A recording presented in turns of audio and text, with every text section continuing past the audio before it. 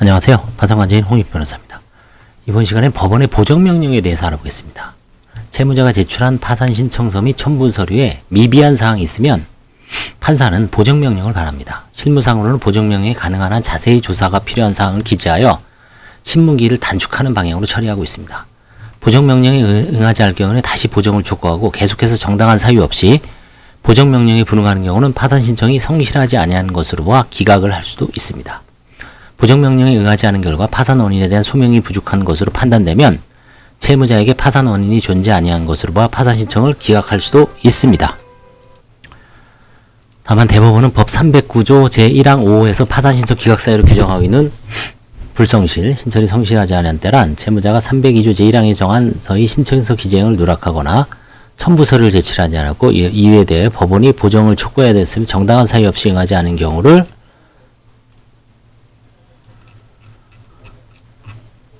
말하는 것이며, 법원이 보정을 명한 사항이 이와 같은 법령상 요구되지 않는 내용에 관한 것이라면 채무자가 그 사항을 이행하지 못하였다고 하더라도 이를 이유로 파산신청을 기각하는 허용되지 않고, 또한 채무자가 법원의 보정 요구에 일단 응한 경우에는 그 내용이 법원의 요구사항을 충족시키지 못하였다 하더라도 법원이 추가적인 보정 요구나 신문 등을 통하여 이를 시정할 기회를 제공하지 아니한 채 곧바로 파산신청을 기각하는 것은 허용되지 않는다고 판시하였다.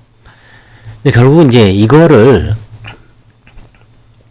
보정에서는 이제 중요한 게 뭐냐면 영역설입니다. 영역설. 이건 뭐 제가 그냥 민사 소송법 공부할 때 그걸 통해서 이제 임의로 차용한 건데, 채무자가 충분히 그걸 입수해서 낼 수 있는 그 영역이다. 채무자가 그거를 지배할 수 있는 영역이면 하고 있음에도 불구하고 내지 않는 거는 일부러 내지 않는다고 보는 거죠. 그런 경우에는 얼마든지 이건 봐라. 불성실, 나가리 시킬 수 있죠. 판사가. 권한으로.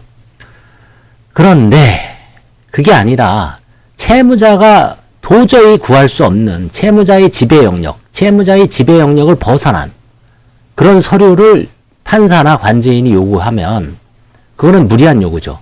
예를 들어서 전형적인 게 이겁니다. 10년 전 이혼한 배우자의 뭐 세목별 과세증명서 이런 걸 내라. 그거는 채무자가 낼 수가 없죠, 임의로. 차라리 채무자 보고 사실조회를 신청하라고 권하면 몰라도 보정명령도 명확하게 해야 되죠.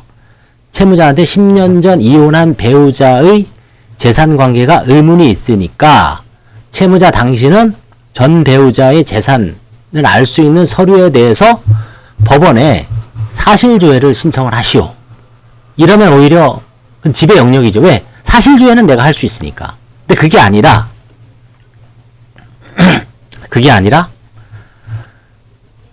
뭐 그냥 막연히 내라.